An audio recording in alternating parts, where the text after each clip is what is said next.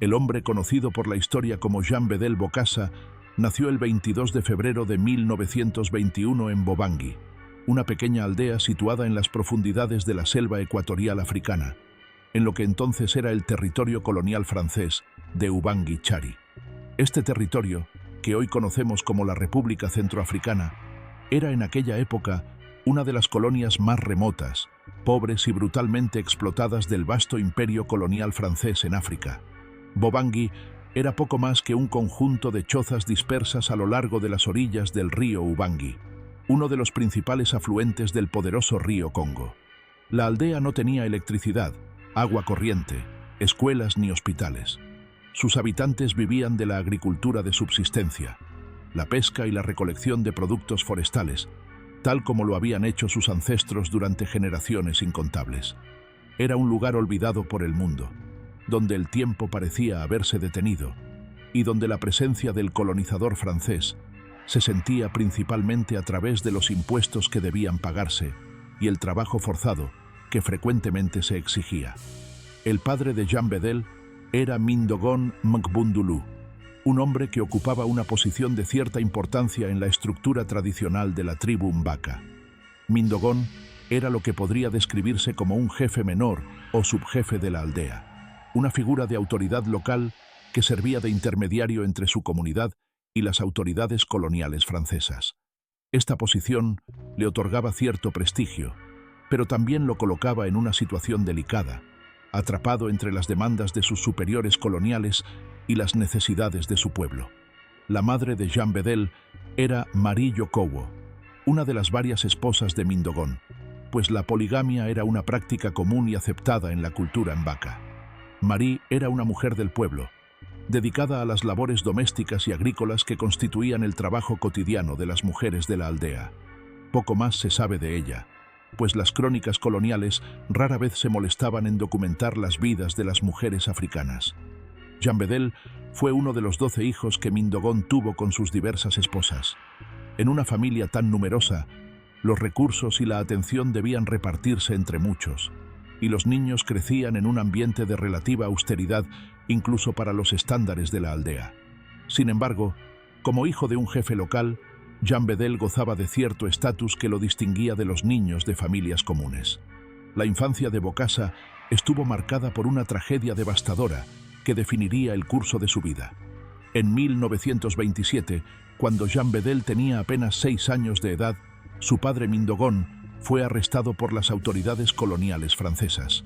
Las circunstancias exactas del arresto varían según las fuentes, pero la versión más aceptada sugiere que Mindogon había protestado contra las condiciones de trabajo forzado impuestas a los habitantes de su aldea, o quizás había fallado en cumplir con las cuotas de producción exigidas por los administradores coloniales. Lo que sucedió después fue brutal, incluso para los estándares de la época colonial. Mindogon fue golpeado salvajemente por los guardias coloniales, probablemente en presencia de miembros de su comunidad, como advertencia para otros que pudieran pensar en desafiar la autoridad francesa. Las heridas que sufrió fueron tan graves que murió poco después, ya sea directamente por los golpes o por las complicaciones que siguieron. El joven Jean Bedel perdió a su padre de la manera más traumática imaginable. Pero la tragedia no terminó ahí. Una semana después de la muerte de Mindogon, Marie Yokowo, la madre de Jean Bedel, incapaz de soportar la pérdida de su esposo y posiblemente enfrentando un futuro incierto como viuda en una sociedad donde las mujeres dependían de los hombres para su protección y sustento, se quitó la vida. Algunas versiones dicen que se ahorcó, otras sugieren que se ahogó en el río. El método exacto importa menos que el resultado. En el espacio de apenas unos días, el pequeño Jean Bedel quedó huérfano de padre y madre. Este doble trauma dejó cicatrices profundas en la psique del niño que nunca sanarían completamente. Bokassa hablaría de estas experiencias a lo largo de toda su vida, invocando la memoria de sus padres y culpando a los colonizadores franceses por sus muertes. Desarrolló un resentimiento profundo hacia la autoridad colonial que, paradójicamente, coexistiría con una admiración obsesiva por Francia y todo lo francés. Esta contradicción fundamental, el odio al colonialismo combinado con el deseo de ser aceptado y respetado por el colonizador, definiría muchas de las acciones y decisiones de Bokassa a lo largo de su vida. Tras la muerte de sus padres, Jean Bedel fue acogido por su abuelo paterno, quien se hizo cargo de su crianza. El anciano hizo lo que pudo por el niño huérfano, pero los recursos eran limitados y las oportunidades escasas en una aldea remota de la selva africana. Sin embargo, el destino intervino de una manera que cambiaría la trayectoria de la vida del joven Bokassa. Los misioneros católicos franceses que operaban en la región identificaron al huérfano como un candidato prometedor para la educación. Las misiones católicas desempeñaban un papel importante en el sistema colonial francés, proporcionando educación básica a un pequeño número de africanos seleccionados que luego servirían como auxiliares, intérpretes y funcionarios menores de la administración colonial. Jean Bedel fue enviado a una escuela misionera, donde recibió una educación básica que incluía lectura, escritura, aritmética y, por supuesto, instrucción religiosa católica. La experiencia en la escuela misionera dejó una marca indeleble en Bokassa. Por un lado, le proporcionó habilidades que lo distinguirían de la mayoría de sus compatriotas y le abrirían puertas en el mundo colonial. Por otro lado, lo inculcó con una versión del catolicismo que combinaba la fe religiosa con la admiración por la civilización francesa. Los misioneros enseñaban que Francia era una nación grande y gloriosa, que la cultura francesa representaba lo mejor de la civilización humana, y que los africanos que abrazaran la fe católica y los valores franceses podrían elevarse por encima de su condición primitiva. Bokassa absorbió estas lecciones con entusiasmo. A lo largo de su vida, se consideraría un devoto católico y un admirador de la grandeza francesa, pero también internalizó algo más oscuro: la idea de que el poder y la violencia eran los verdaderos fundamentos de la autoridad, una lección que había aprendido no de los libros de los misioneros, sino de la brutal realidad del colonialismo que había matado a sus padres. Cualquier análisis de la vida de Jean Bedel Bokassa debe comenzar explorando la historia del territorio donde nació, una región que los europeos conocían como Ubangui-Chari y que hoy es la República Centroafricana. La historia colonial de este territorio es una de las más trágicas y menos conocidas de toda África, un catálogo de horrores que proporciona el contexto necesario para entender cómo un hombre como Bokassa pudo surgir y prosperar. El territorio que hoy comprende la República Centroafricana fue habitado durante milenios por diversos pueblos africanos, incluyendo grupos de cazadores-recolectores pigmeos que fueron los habitantes originales de la selva ecuatorial, y posteriormente por pueblos bantúes y sudánicos que migraron a la región en oleadas sucesivas. Estos pueblos desarrollaron sus propias culturas, idiomas, sistemas políticos y modos de vida adaptados al desafiante entorno de la selva tropical y la sabana. El contacto europeo con la región fue tardío comparado con otras partes de África. No fue sino hasta finales del siglo XIX que los exploradores y colonizadores europeos penetraron en el interior del continente africano hasta alcanzar las tierras bañadas por el río Ubangui. Francia, que ya controlaba vastos territorios en el norte y oeste de África, extendió su alcance hacia el corazón del continente como parte de la carrera por África que enfrentaba a las potencias europeas entre sí. En 1894, Francia estableció formalmente la colonia de Ubangui-Chari, integrándola posteriormente en una entidad administrativa mayor conocida como el África Ecuatorial Francesa, que también incluía los territorios de Chad, Gabón y el Congo Medio.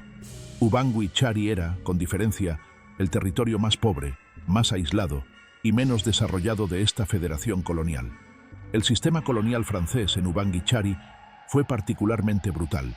Francia adoptó un modelo de explotación conocido como el sistema de concesiones, en el cual vastas extensiones de territorio eran otorgadas a compañías privadas que tenían carta blanca para extraer los recursos naturales de la región, principalmente caucho y marfil. Estas compañías concesionarias tenían la autoridad para reclutar mano de obra, imponer impuestos y administrar justicia en sus territorios, con mínima supervisión del gobierno colonial.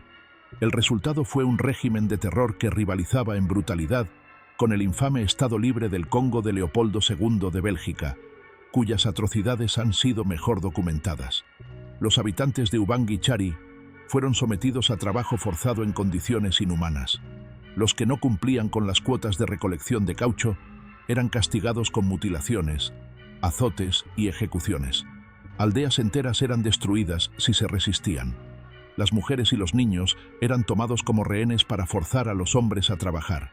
La población nativa disminuyó drásticamente debido a la explotación, las enfermedades introducidas por los europeos y la huida de muchos hacia regiones menos accesibles. Los relatos de viajeros, misioneros y ocasionales funcionarios coloniales con conciencia documentaron estas atrocidades. André Gide, el célebre escritor francés que viajó por el África ecuatorial francesa en los años 20, publicó un devastador relato de lo que vio, describiendo las crueldades del sistema de concesiones y la miseria de la población nativa. Pero estos informes tuvieron poco efecto en las políticas coloniales y la explotación continuó. El padre de Bokassa había sido víctima de este sistema. Su muerte a manos de los guardias coloniales no fue un incidente aislado, sino parte de un patrón de violencia sistemática que caracterizaba la administración colonial francesa en la región.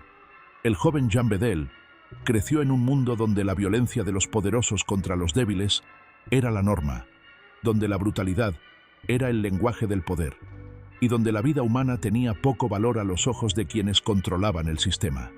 Esta experiencia formativa ayuda a explicar, aunque no a justificar, la brutalidad que Bokassa exhibiría más tarde cuando él mismo obtuviera el poder. Había aprendido desde la infancia que el poder se ejerce a través de la violencia, que los fuertes hacen lo que quieren y los débiles sufren lo que deben. Cuando llegó su turno de ser el fuerte, actuaría según las lecciones que el colonialismo le había enseñado. La colonización también dejó otras marcas en la sociedad de Ubangui-Chari que tendrían consecuencias duraderas. Los franceses, como otros colonizadores europeos, gobernaban mediante la estrategia de dividir para reinar. Favorecían a ciertas etnias sobre otras, creando jerarquías y resentimientos que persistirían mucho después de la independencia. Educaban a una pequeña élite africana que serviría como intermediaria entre el gobierno colonial y la masa de la población, creando una clase de evolués que se identificaban más con la cultura francesa que con sus propias tradiciones. El desarrollo económico de la colonia fue mínimo. Francia extraía recursos, pero invertía poco en infraestructura, educación o servicios de salud. Al momento de la independencia en 1960, Ubangui-Chari tenía apenas un puñado de graduados universitarios, casi ninguna industria, y una economía completamente dependiente de la exportación de materias primas a Francia. Era una de las colonias menos preparadas para el autogobierno en todo el continente africano. Es en este contexto de pobreza, subdesarrollo y trauma colonial donde Jean Bedel Bokassa creció y comenzó a forjar su destino. Las opciones para un joven africano ambicioso en Ubangui-Chari eran extremadamente limitadas. Podía trabajar la tierra como sus ancestros, podía buscar empleo como obrero o sirviente de los colonizadores, o podía intentar ingresar a una de las pocas instituciones que ofrecían una vía de ascenso social, la iglesia o el ejército. Bokassa eligió el ejército, una decisión que cambiaría no solo su vida, sino la historia de toda una nación. A finales de la década de 1930, cuando Jean Bedel Bokassa era un joven veinteañero, el mundo se precipitaba hacia la Segunda Guerra Mundial. Para las colonias africanas de Francia, la guerra tendría consecuencias profundas y contradictorias.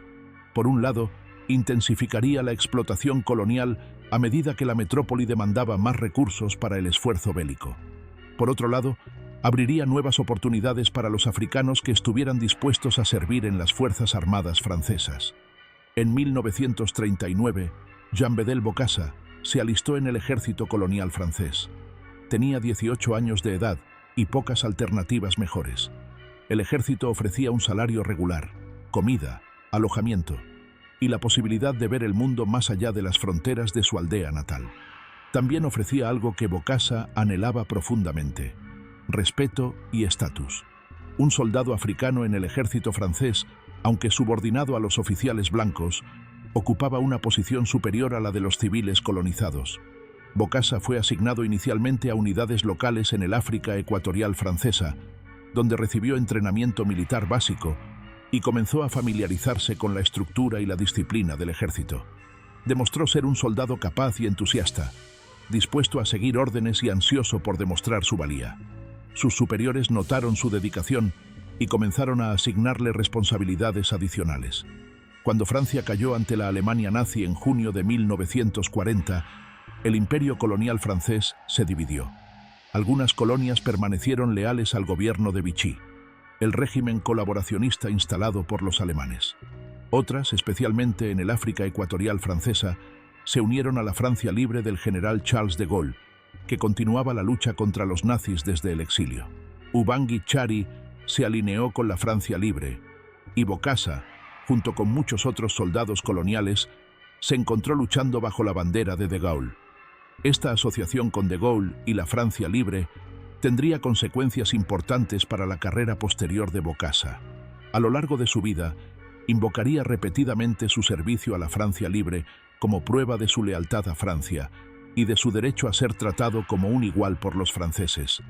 Desarrolló una admiración casi obsesiva por de Gaulle, a quien veía como un líder modelo, un padre de la nación, un hombre que había salvado a Francia en su hora más oscura. Más tarde, cuando Bokassa llegara al poder, intentaría modelarse a sí mismo según la imagen de Gaulle, con resultados que variaban entre lo patético y lo grotesco. Durante la Segunda Guerra Mundial, Bokassa sirvió en varias campañas en África y Europa. Participó en las operaciones para liberar los territorios franceses en África del Norte de las fuerzas del Eje. Combatió en Italia durante la campaña que llevó a la liberación de ese país, y finalmente participó en la invasión de Francia y la liberación de su territorio de la ocupación alemana. Fue herido en combate en al menos una ocasión y recibió varias condecoraciones por su servicio, incluyendo la Croix de Guerre, una de las más prestigiosas condecoraciones militares francesas. La experiencia de la guerra transformó a Bokassa. Había visto el mundo más allá de las fronteras de su colonia natal.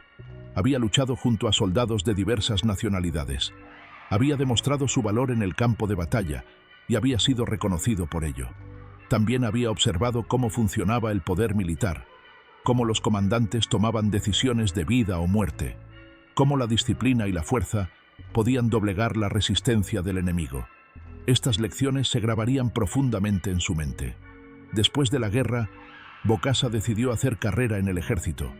A diferencia de muchos soldados coloniales que fueron desmovilizados y regresaron a sus aldeas, él optó por permanecer en las Fuerzas Armadas francesas. Fue enviado a la Escuela de Oficiales de Fréjus, en Francia, donde recibió entrenamiento avanzado y obtuvo el rango de oficial. Era uno de los pocos africanos que alcanzaban este nivel en el ejército francés de la época. Un logro notable que reflejaba tanto su capacidad como su ambición. En los años siguientes, Bokassa sirvió en diversas partes del imperio colonial francés. Participó en la Guerra de Indochina, donde Francia luchaba infructuosamente por mantener el control de sus colonias en el sudeste asiático contra los insurgentes comunistas del Viet Minh. Fue una guerra brutal y finalmente perdida, que terminó con la derrota francesa en Dien Bien Phu en 1954. Bokassa sobrevivió a la campaña y regresó a África con más experiencia militar y más condecoraciones. A lo largo de las décadas de 1940 y 50, mientras Bokassa ascendía lentamente en las filas del ejército francés, el continente africano experimentaba transformaciones profundas. El colonialismo europeo, que había parecido inmutable durante décadas, comenzaba a resquebrajarse. Los movimientos nacionalistas africanos ganaban fuerza, inspirados por el ejemplo de la independencia de la India en 1947 y por las ideas anticoloniales que se propagaban por todo el mundo en la posguerra. Francia resistió inicialmente estas presiones, librando guerras sangrientas para mantener el control de Argelia e Indochina. Pero la marea de la historia era irresistible. A finales de la década de 1950, el gobierno francés, ahora bajo el liderazgo del mismo Charles de Gaulle, que Bokassa tanto admiraba, comenzó a preparar la independencia de sus colonias del África subsahariana. En 1960, conocido como el Año de África, 17 países africanos obtuvieron su independencia, incluyendo todas las colonias del África ecuatorial francesa. El 13 de agosto de ese año, Ubangui Chari se convirtió en la República Centroafricana. una nación independiente por primera vez en su historia. Su primer presidente fue Barthélemy Boganda, un ex sacerdote católico que había liderado el movimiento independentista. Sin embargo, Boganda había muerto en un misterioso accidente aéreo en marzo de 1959, antes de poder ver la independencia que tanto había luchado por conseguir. Su lugar fue ocupado por su primo David Dacko, un hombre menos carismático y menos capaz que gobernaría el país durante los primeros años de la independencia. Para Jean Bedel Bokassa, la independencia de su país natal presentaba tanto oportunidades como dilemas. Había pasado casi toda su vida adulta en el ejército francés, sirviendo a Francia en 3 continentes. Ahora su patria era un país independiente que necesitaba construir sus propias instituciones, incluyendo sus propias fuerzas armadas. Bokassa fue transferido del ejército francés al incipiente ejército centroafricano, donde su experiencia y sus credenciales lo convertían en uno de los oficiales más valiosos disponibles. En 1963, Bokassa fue nombrado jefe del Estado Mayor del Ejército Centroafricano, el cargo militar más alto del país. Tenía 42 años de edad y había alcanzado una posición de poder que habría sido inimaginable para el niño huérfano de Bobangui. Pero para Bokassa, esto era solo el comienzo. Su ambición no tenía límites y pronto comenzaría a planear el siguiente paso en su ascenso: la toma del poder político. La República Centroafricana en los primeros años de la independencia era un país con problemas enormes y recursos mínimos. El presidente David Dacko enfrentaba desafíos que habrían abrumado a un líder mucho más experimentado y capaz. La economía dependía casi exclusivamente de la exportación de algodón, café y diamantes. La infraestructura era prácticamente inexistente fuera de la capital, Bangui. El sistema educativo y de salud era rudimentario, y la administración pública estaba plagada de corrupción e ineficiencia. Dacko intentó gobernar el país con un sistema de partido único, el Mouvement d'Evolution Sociale de l'Afrique Noire, el mismo partido que había fundado su primo Boganda, pero carecía del carisma y la autoridad moral de Boganda, y su gobierno se caracterizó por el nepotismo, la mala gestión económica y la creciente corrupción. Los funcionarios del gobierno se enriquecían mientras la mayoría de la población permanecía en la pobreza. El descontento crecía tanto entre la población como entre las élites políticas y militares.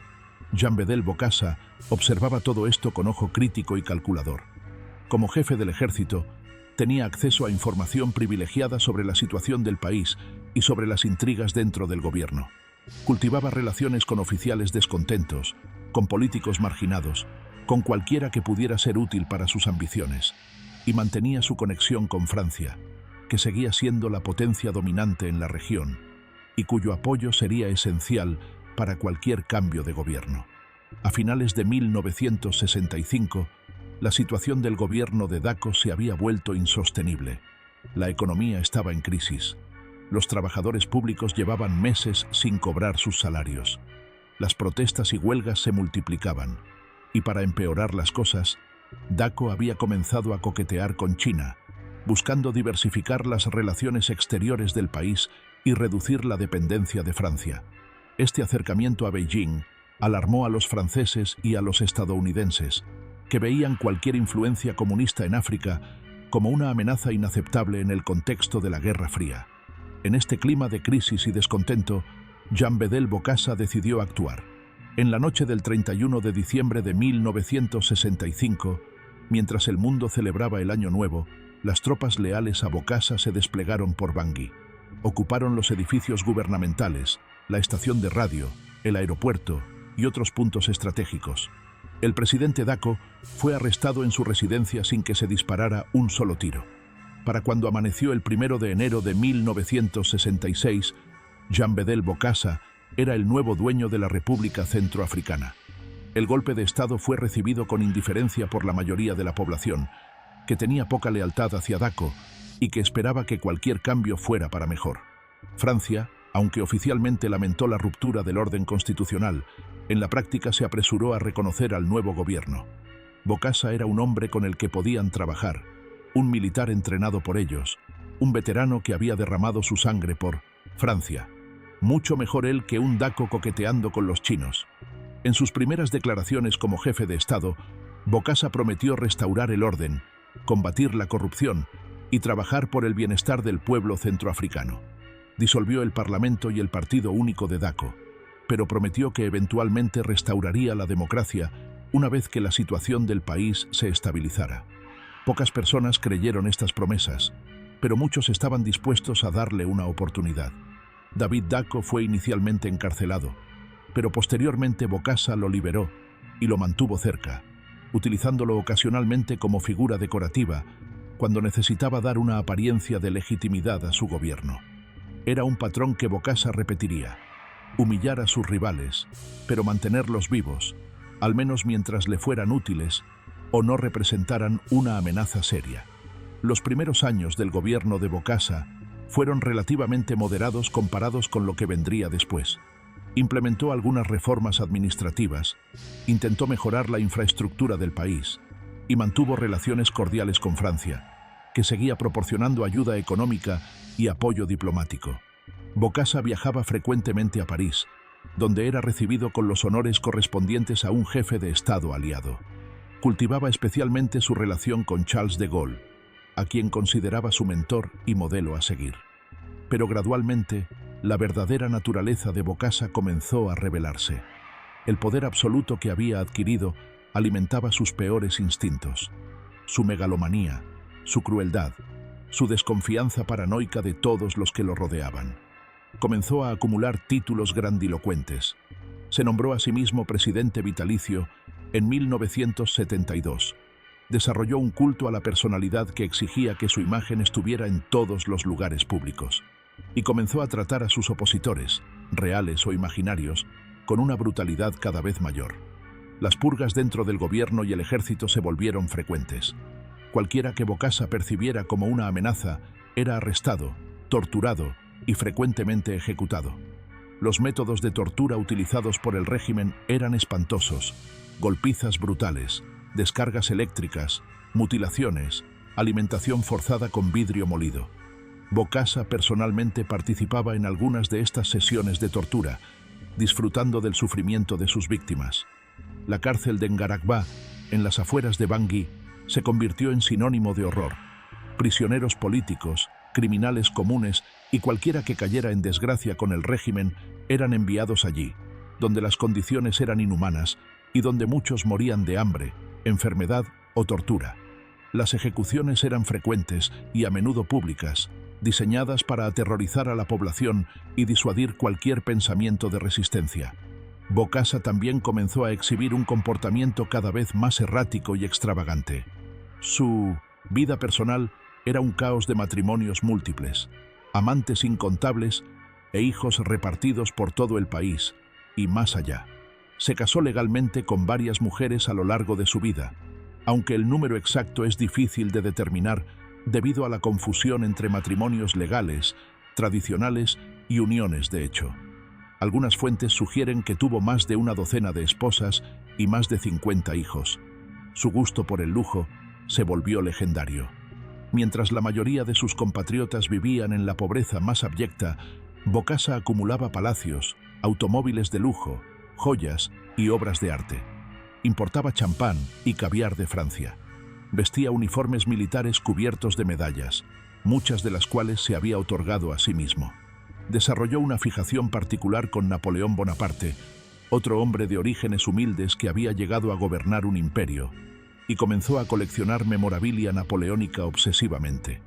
Esta fascinación con Napoleón llevaría eventualmente a Bokassa a tomar una de las decisiones más bizarras de su carrera: convertir la República Centroafricana en un imperio y coronarse a sí mismo emperador. Si te está gustando este documental, te invito a suscribirte al canal para no perderte los próximos videos sobre los dictadores más fascinantes y brutales de la historia. La idea de transformar la República Centroafricana en un imperio y coronarse emperador había estado gestándose en la mente de Bokassa durante años.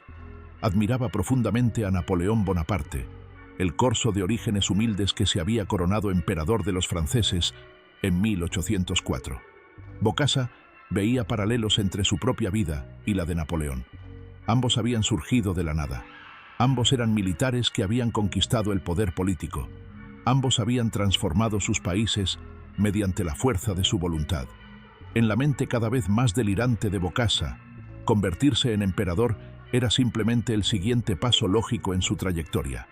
El 4 de diciembre de 1976, Bokassa anunció oficialmente que la República Centroafricana se transformaba en el Imperio Centroafricano y que él asumía el título de emperador Bokassa I. La Constitución fue modificada para reflejar este cambio. El país fue rebautizado y se comenzaron los preparativos para una ceremonia de coronación que sería, según la visión de Bokassa, el evento más grandioso jamás visto en África. La reacción internacional fue de incredulidad y burla. En pleno siglo XX, cuando el mundo había dejado atrás las monarquías absolutas y los imperios coloniales se habían desmoronado, un dictador africano se proclamaba emperador de un país que era uno de los más pobres del planeta. Los observadores extranjeros se preguntaban si Bokassa había perdido completamente el contacto con la realidad o si se trataba de algún tipo de elaborada broma. Pero Bokassa estaba mortalmente serio. Dedicó los siguientes 2 años a planificar una coronación que rivalizara con la de Napoleón. Contrató a los mismos diseñadores y artesanos que trabajaban para las casas reales europeas. Encargó una corona de oro macizo, adornada con miles de diamantes, muchos de ellos extraídos de las minas de su propio país. Diseñó un trono dorado inspirado en el de Napoleón. Ordenó la confección de capas de armiño, cetros de oro y uniformes ceremoniales elaborados hasta el más mínimo detalle. El costo de estos preparativos fue astronómico. Las estimaciones varían, pero la mayoría de las fuentes sugieren que la coronación costó entre 20 y 30 millones de dólares, una suma que representaba aproximadamente 1/3 del presupuesto anual del país. Para un país donde la mayoría de la población vivía con menos de $1 al día, donde los hospitales carecían de medicinas básicas y las escuelas de libros de texto, este gasto era obsceno. Pero a Bokassa no le importaba. Su gloria personal estaba por encima de cualquier consideración de bienestar público. Francia, para vergüenza eterna de la República Francesa, contribuyó significativamente a financiar esta farsa. El gobierno del presidente Valéry Giscard d'Estaing veía a Bokassa como un aliado valioso en África Central, un bastión contra la influencia soviética y un proveedor confiable de uranio para el programa nuclear francés. Giscard tenía además una relación personal con Bokassa, habiendo visitado la República Centroafricana en varias ocasiones para cacerías de elefantes y otros safaris. Aceptaba regalos del dictador, incluyendo diamantes que posteriormente causarían un escándalo político en Francia. Por estas razones, Francia proporcionó millones de francos en ayuda que fueron desviados para financiar la coronación. Envió soldados para garantizar la seguridad del evento. Permitió que empresas francesas suministraran todos los materiales de lujo que Bokassa demandaba. Y aunque oficialmente expresaba reservas sobre el carácter antidemocrático del nuevo imperio, en la práctica lo legitimaba con su apoyo continuado. La ceremonia de coronación finalmente tuvo lugar el 4 de diciembre de 1977, exactamente un año después del anuncio inicial. El escenario fue el Palacio de Deportes Jean Bedel Bokassa, en Bangui, rebautizado para la ocasión como el Palacio del Trono. El interior había sido transformado para asemejarse a Notre Dame de París, donde Napoleón se había coronado casi 2 siglos antes. Cortinas de terciopelo rojo cubrían las paredes. Un trono dorado de 2 toneladas con forma de águila imperial dominaba el escenario. Miles de invitados llenaban el recinto. Bokassa llegó en un carruaje tirado por 8 caballos blancos importados de Normandía. Vestía una toga de terciopelo de 6 metros de largo, bordada con oro y adornada con armiño. La corona que se colocó en la cabeza pesaba más de 2 kilogramos y estaba valorada en más de 5 millones de dólares. En su mano empuñaba un cetro de oro con un diamante de 80 quilates en la punta. Su esposa más reciente, Catherine, fue coronada emperatriz a su lado. La ceremonia duró varias horas e incluyó elementos tomados directamente de la coronación de Napoleón. Al igual que el emperador francés, Bokassa se colocó la corona a sí mismo en lugar de permitir que un clérigo lo hiciera, un gesto simbólico de que su autoridad no derivaba de ningún poder superior, sino únicamente de sí mismo. Pronunció juramentos grandilocuentes, recibió los símbolos del poder imperial y fue aclamado por los asistentes cuidadosamente seleccionados. Pero a pesar de toda la pompa y el gasto, la coronación fue un fracaso diplomático. Ningún jefe de Estado importante asistió. La mayoría de los países enviaron representantes de bajo nivel o simplemente ignoraron el evento. Los periodistas internacionales que cubrieron la ceremonia lo hicieron con un tono de burla mal disimulada. Las imágenes de Bokassa en su trono dorado, grotescamente vestido con pieles de armiño en el calor tropical africano, dieron la vuelta al mundo y lo convirtieron en objeto de ridículo. La celebración posterior a la coronación incluyó banquetes extravagantes, donde se sirvieron toneladas de caviar, langosta y champán importados de Francia. Hubo fuegos artificiales, desfiles militares y espectáculos de todo tipo. Los invitados extranjeros recibieron regalos lujosos. El pueblo centroafricano, mientras tanto, observaba desde la distancia, hambriento y desconcertado, preguntándose qué tenía que ver todo esto con sus vidas miserables.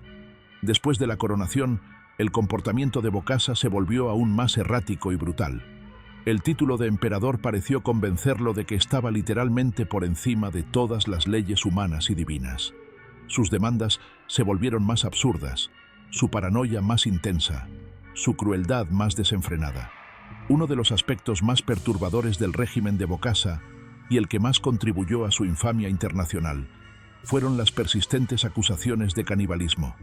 Rumores de que el emperador consumía carne humana circulaban desde hacía años, pero después de su caída, se acumularon testimonios y evidencias que daban sustancia a estas acusaciones. Según múltiples fuentes, incluyendo testimonios de antiguos empleados del palacio y evidencia fotográfica encontrada después del derrocamiento de Bokassa, el dictador mantenía cámaras frigoríficas en su palacio donde almacenaba los cuerpos o partes de cuerpos de prisioneros ejecutados. Se alegaba que Bokassa consumía carne humana tanto por creencias rituales, pensando que le confería poder sobre sus enemigos, como simplemente por placer perverso. David Dacko, el expresidente que Bokassa había derrocado y que posteriormente recuperó el poder brevemente, afirmó públicamente que había visto cadáveres en las cámaras frigoríficas del Palacio Imperial. Un cocinero francés que había trabajado para Bokassa declaró que en ocasiones se le había pedido que preparara carne cuyo origen no pudo identificar y que sospechaba era humana.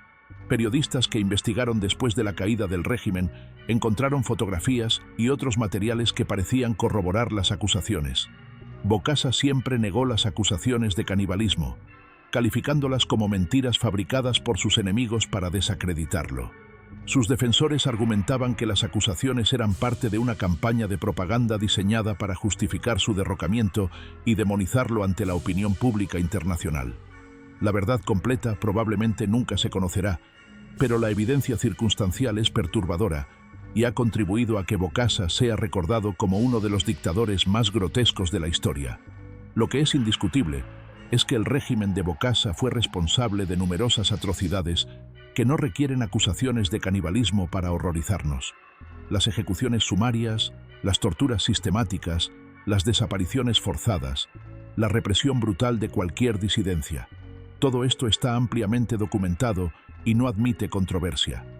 La brutalidad del régimen alcanzó un punto culminante en abril de 1979, en un episodio que finalmente catalizaría la caída de Bokassa. El incidente comenzó cuando el gobierno imperial decretó que todos los estudiantes debían usar uniformes escolares comprados exclusivamente en tiendas propiedad de una de las esposas de Bokassa. Para familias que apenas podían alimentar a sus hijos, el costo de estos uniformes era prohibitivo. Los estudiantes respondieron con protestas. Inicialmente pacíficas, las manifestaciones fueron reprimidas violentamente por las fuerzas de seguridad. Esto provocó más protestas, que a su vez fueron enfrentadas con más violencia. La situación escaló rápidamente, con estudiantes lanzando piedras y gritando consignas contra el emperador, y policías y soldados respondiendo con balas y bastones. Lo que sucedió después fue una masacre. Entre el 17 y el 19 de abril de 1979, fuerzas de seguridad del régimen, posiblemente con la participación personal de Bokassa según algunos testimonios, arrestaron a cientos de estudiantes y niños. Muchos fueron llevados a la prisión de Ngaragba, donde fueron golpeados, torturados y asesinados. Las estimaciones del número de muertos varían desde varias docenas hasta más de 100. Lo más espeluznante de la masacre fue la participación personal del emperador. Según múltiples testimonios, Bokassa visitó la prisión durante la matanza y personalmente golpeó a algunos de los detenidos con su bastón de mando. Algunos relatos sugieren que él mismo mató a niños con sus propias manos. Aunque Bokassa siempre negó haber participado personalmente en los asesinatos, la evidencia en su contra es sustancial. Cuando las noticias de la masacre se filtraron al exterior, la reacción internacional fue de horror. Amnistía Internacional envió una misión de investigación que confirmó las atrocidades. La prensa internacional, que había tratado a Bokassa como una curiosidad excéntrica, comenzó a describirlo como un monstruo. Incluso Francia, que había tolerado y apoyado al régimen durante años, se vio obligada a reconsiderar su posición. La gota que derramó el vaso para Francia fue un informe de un juez africano, comisionado por la Organización para la Unidad Africana, que concluyó que Bokassa había participado personalmente en la masacre de los estudiantes. Este informe, combinado con la creciente presión internacional y el creciente escándalo de los diamantes que Giscard había aceptado de Bokassa, convenció al gobierno francés de que el emperador había pasado de ser un aliado útil a una responsabilidad insostenible. A lo largo del verano de 1979, Francia comenzó a preparar secretamente la operación que derrocaría a Bokassa. El plan era relativamente simple: aprovechar una ausencia del emperador del país para instalar un nuevo gobierno que sería inmediatamente reconocido y protegido por Francia. La oportunidad llegó en septiembre de 1979, cuando Bokassa viajó a Libia para reunirse con el coronel Muammar Gaddafi, buscando apoyo económico y político ante su creciente aislamiento internacional. Mientras el emperador estaba fuera del país, Francia ejecutó la Operación Barracuda. En la noche del 20 al 21 de septiembre de 1979, aviones de transporte franceses aterrizaron en el aeropuerto de Bangui, llevando cientos de soldados de élite.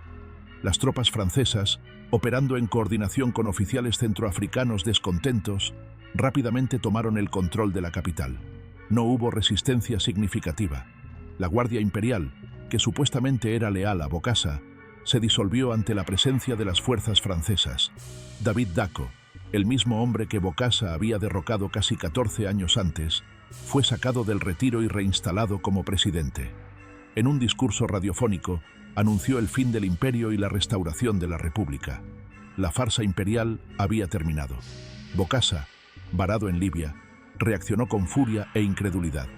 Intentó regresar a la República Centroafricana, pero los franceses le negaron el paso. Gaddafi, que no tenía interés en enfrentarse a Francia por defender a un dictador caído, le aconsejó que buscara refugio en otra parte. Después de vagar por varios países africanos que rechazaron acogerlo, Bokassa finalmente encontró asilo en Costa de Marfil, cuyo presidente, Félix Houphouët-Boigny, aceptó darle refugio por razones que nunca quedaron completamente claras. En 1983, después de 4 años en Costa de Marfil, Bokassa se trasladó a Francia, irónicamente el país que lo había derrocado. Se instaló en su castillo de Harricourt, en las afueras de París, una propiedad que había adquirido durante sus años de esplendor y que las autoridades francesas no habían confiscado. Allí vivió durante varios años, manteniendo un perfil relativamente bajo, pero insistiendo siempre en que seguía siendo el legítimo emperador del pueblo centroafricano. Mientras Bokassa vivía cómodamente en Francia, en la República Centroafricana se desarrollaban juicios in absentia en los que fue condenado a muerte por múltiples cargos, incluyendo asesinato, malversación de fondos, canibalismo y otros crímenes. Las condenas eran en gran medida simbólicas, ya que Bokassa estaba fuera del alcance de la justicia centroafricana mientras permaneciera en Francia. En 1986, inexplicablemente, Bokassa decidió regresar a la República Centroafricana. Sus motivaciones nunca quedaron claras.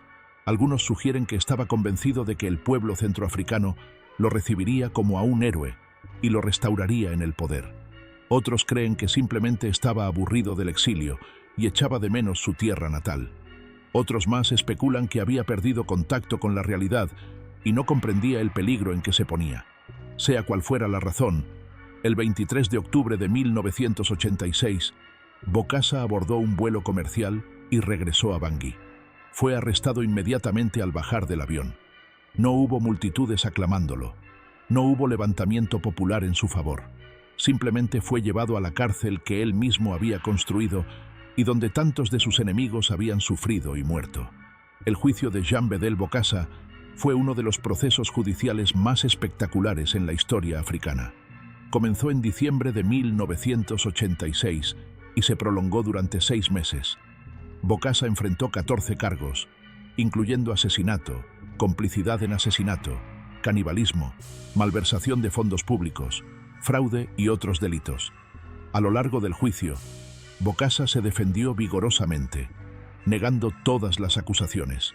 Afirmó que había sido un padre benevolente para su pueblo, que las atrocidades habían sido cometidas por subordinados sin su conocimiento, que las acusaciones de canibalismo eran mentiras inventadas por sus enemigos, que los millones gastados en la coronación habían sido proporcionados por Francia y no robados del pueblo centroafricano. El tribunal no se dejó convencer. En junio de 1987, Bokassa fue declarado culpable de asesinato y otros cargos y condenado a muerte. Sin embargo, el nuevo presidente de la República Centroafricana, André Kolingba, que había llegado al poder mediante otro golpe militar en 1981, conmutó la sentencia de muerte por cadena perpetua. Las razones de esta clemencia no están claras. Posiblemente Kolingba temía sentar un precedente de ejecutar a expresidentes que podría aplicarse a él mismo algún día. Bokassa pasó los siguientes años en prisión, aunque sus condiciones de detención fueron relativamente cómodas comparadas con las que sus propias víctimas habían sufrido. Continuó insistiendo en su inocencia y en su derecho al trono imperial. Ocasionalmente recibía visitas de familiares y partidarios. A medida que pasaba el tiempo, su figura iba siendo olvidada, convertida en una nota a pie de página en la historia africana. En 1993, en medio de una ola de democratización que barría África después del fin de la Guerra Fría, el presidente Kolingba declaró una amnistía general que incluyó a Bokassa. El antiguo emperador, con 72 años de edad, fue liberado de prisión. Había pasado casi 7 años encarcelado. Después de su liberación, Bokassa vivió en Bangui, en condiciones modestas, una sombra del emperador que había sido. La mayoría de su fortuna había sido confiscada o se había esfumado. Sus propiedades habían sido saqueadas o nacionalizadas. Muchos de sus hijos habían emigrado o se habían distanciado de él. Vivía en una casa relativamente modesta, dependiendo en gran medida de la caridad de quienes todavía le eran leales. A pesar de todo, Bokassa nunca aceptó que su reinado había terminado definitivamente. Continuaba refiriéndose a sí mismo como emperador y sosteniendo que había sido víctima de una conspiración franco-centroafricana. Ocasionalmente concedía entrevistas a periodistas curiosos, en las que defendía su legado y acusaba a sus sucesores de haber arruinado el país que él había construido. Estos desvaríos eran recibidos con una mezcla de incredulidad y lástima. En sus últimos años, Bokassa se volvió cada vez más religioso, pasando mucho tiempo en oración y afirmando haber sido perdonado por Dios por cualquier error que pudiera haber cometido. Se convirtió en una figura patética, un recordatorio viviente de los excesos y las tragedias de la era postcolonial africana. Jean Bedel Bokassa murió el 3 de noviembre de 1996, a los 75 años de edad. La causa oficial de la muerte fue un ataque cardíaco, aunque algunas fuentes sugieren que pudo haber sido envenenado. Sea cual fuera la causa, el hombre que había sido emperador terminó sus días en la oscuridad y la pobreza, lejos del esplendor que había soñado para sí mismo. Su funeral fue un asunto discreto, muy diferente de la pompa de su coronación.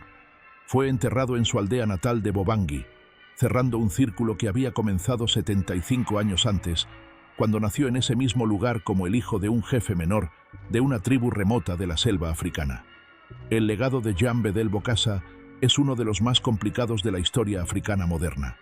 Por un lado, representa todo lo que salió mal en la era de la descolonización: la corrupción, la brutalidad, la megalomanía de líderes que se aprovecharon del vacío de poder dejado por los colonizadores. Por otro lado, no puede entenderse sin considerar el contexto del colonialismo que lo formó y de las potencias extranjeras que lo apoyaron mientras les fue útil. Bokassa fue sin duda responsable de terribles crímenes contra su propio pueblo. Las torturas, las ejecuciones, la represión sistemática de cualquier disidencia. Todo esto está documentado y no admite justificación. Si las acusaciones de canibalismo son ciertas, añaden una dimensión de horror casi incomprensible a su legado. Fue un dictador cruel y caprichoso que causó sufrimiento incalculable a quienes tuvieron la desgracia de vivir bajo su gobierno. Pero también es cierto que Bokassa fue en parte una creación del sistema colonial francés y de la política de la Guerra Fría. Francia lo entrenó como soldado, lo apoyó cuando tomó el poder, lo mantuvo en el cargo durante años a pesar de conocer sus abusos, y solo lo abandonó cuando se volvió demasiado embarazoso. La coronación imperial, el ejemplo más grotesco de su megalomanía, fue en gran parte financiada con dinero francés. Si Bokassa fue un monstruo que otros ayudaron a crear y a mantener. La República Centroafricana, el país que Bokassa gobernó y arruinó, sigue siendo hasta el día de hoy uno de los más pobres y más inestables del mundo. Los sucesores de Bokassa han seguido patrones similares de corrupción, represión y dependencia de poderes extranjeros. Golpes de Estado, guerras civiles y crisis humanitarias han marcado las décadas desde su caída. Es difícil no preguntarse cuánto de esto es herencia del trauma que el país sufrió bajo su gobierno y cuánto es resultado de problemas estructurales más profundos que ningún líder individual podría haber resuelto. La figura de Bokassa también plantea preguntas incómodas sobre la responsabilidad de las potencias occidentales en los problemas de África. Francia, que se presenta como campeona de los derechos humanos y los valores democráticos, apoyó a Bokassa durante más de una década a pesar de conocer sus abusos. Lo hizo por razones de realpolitik, acceso al uranio, influencia geopolítica, contención del comunismo. Solo cuando el escándalo se volvió imposible de ignorar, decidió actuar. ¿Cuántos otros dictadores africanos han sido apoyados por potencias occidentales por razones similares? ¿Cuánto de la inestabilidad africana es resultado de estas intervenciones interesadas? Jean Bedel Bokassa, el niño huérfano que se convirtió en emperador, el soldado francés que se volvió contra sus patrocinadores, el dictador que se coronó a sí mismo en una ceremonia de fantasía y que posiblemente devoró a sus enemigos, permanece como una de las figuras más extraordinarias y perturbadoras de la historia del siglo XX. Su vida es una parábola sobre los peligros del poder absoluto, sobre la corrupción del alma humana, sobre las consecuencias del colonialismo y la descolonización mal gestionada. También es, a su manera, una tragedia. El niño que vio morir a sus padres a manos del colonialismo, que creció en la pobreza y el abandono, que luchó por elevarse sobre sus circunstancias, terminó convirtiéndose en algo peor que los opresores que había odiado. En su búsqueda de poder y reconocimiento, perdió su humanidad y causó sufrimiento a innumerables personas. Es una historia que se ha repetido demasiadas veces en la historia humana y que sin duda se repetirá de nuevo. Si te ha gustado este documental sobre Jean Bedel Bokassa, te invito a suscribirte al canal para no perderte futuros videos sobre los dictadores más fascinantes y brutales de la historia. Déjanos en los comentarios tu opinión. ¿Fue Bokassa simplemente un producto del sistema colonial que lo creó, o fue el único responsable de sus crímenes?